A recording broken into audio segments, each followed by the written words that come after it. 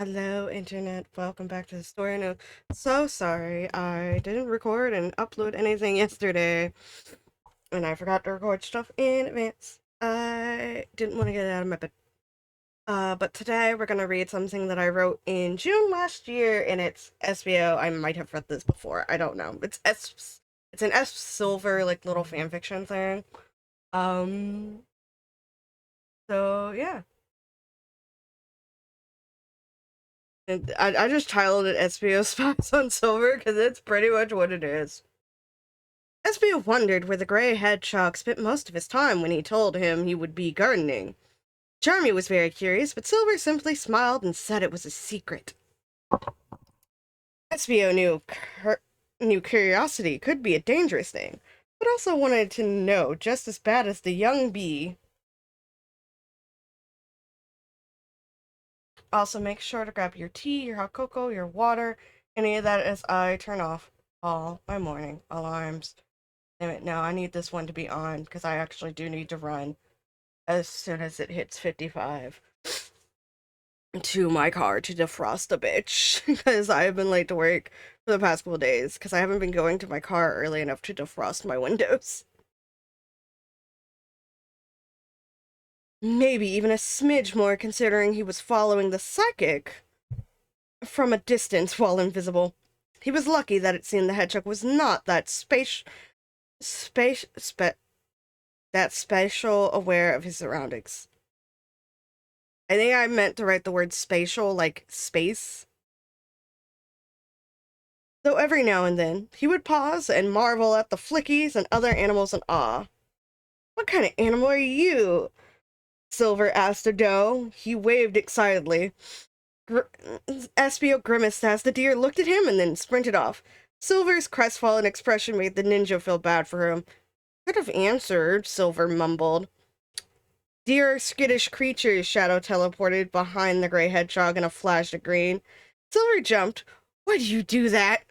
Multiple items loaded in Scion floated in the air. Espio held his breath as he felt his body floating away from the tree he had perched himself on.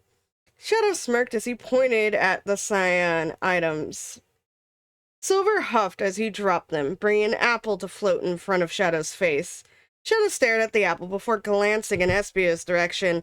The chameleon had scrambled to hide himself. He was invisible. Shadow couldn't see him unless he had heat vision. He hoped the ultimate life form didn't. Shadow smirked before grabbing the apple. I'll accept the apple apiece. He glanced at the sky before smirking. We're losing daylight. We are. Silver looked at the sky. Yes. Shadow wrapped an arm around Silver's shoulders.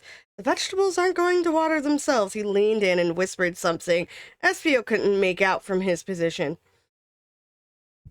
Espio felt his fist clench. Silver usually hated being physically touched by others. Espio had worked so hard to get to that point of trust with the psychic to be able to just snuggle on the couch. Snuggling was a perfectly normal thing for friends to do. He argued that point with Vector and Knuckles whenever they made snarky comments. Espio walked ahead with Shadow a few steps behind him. The ninja waited.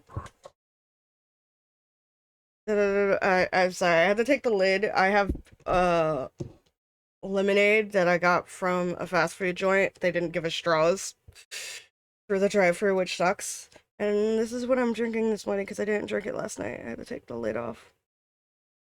The ninja waited a few steps before following them. He had to be careful not to be caught by Shadow's keen ears. They came to a decent-sized garden. There were vegetables and flowers, a nice-sized wooden house as well.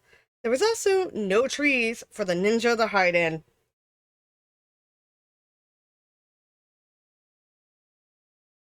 The two hedgehogs walked to the middle of the garden.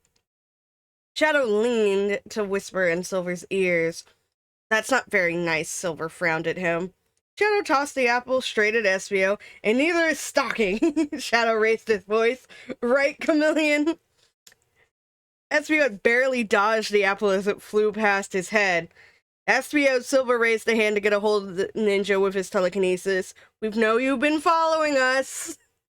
The question is why, Shadow crossed his arms.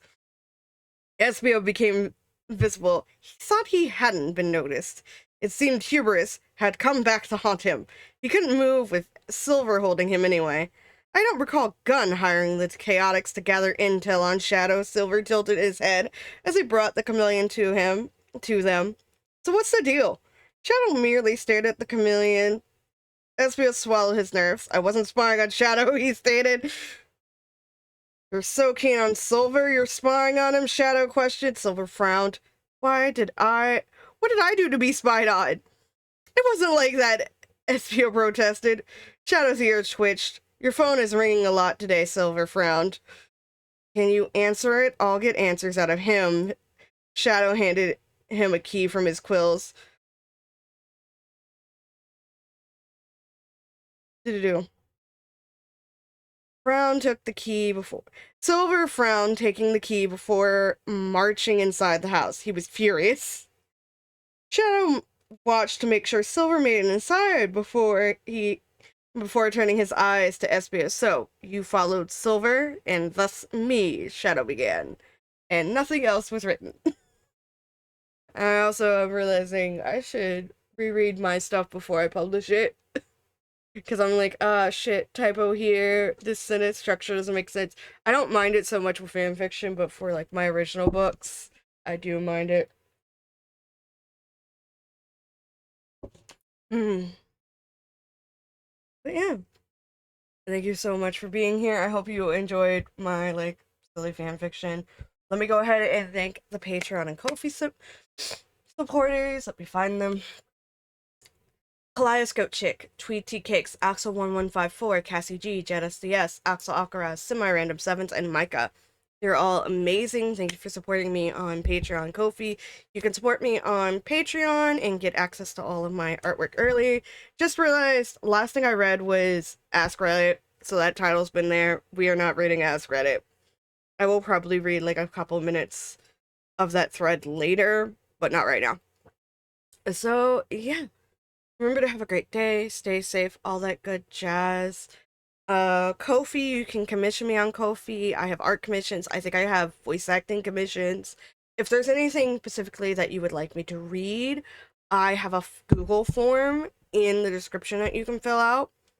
And so, like, I check that once every 2 weeks. So far, no one's filled anything out. I do have, like, a Sonic quiz that I'm going to be recording in January around New Year's that I'm going to edit and hopefully have up by June for my Sonic June event on my channel. I am trying to post once a day, me reading for like a couple minutes a day on Story Nook, and then hopefully make monetization by next year. Right now, the goal is 100 subscribers, and I will read a chapter of one of my published books or one of my short stories, and we can make an audiobook of it and have like a little live stream and whatnot. So yeah, thank you all very much for being here. Have a great day, stay safe, stay healthy, all that good jazz. Bye bye.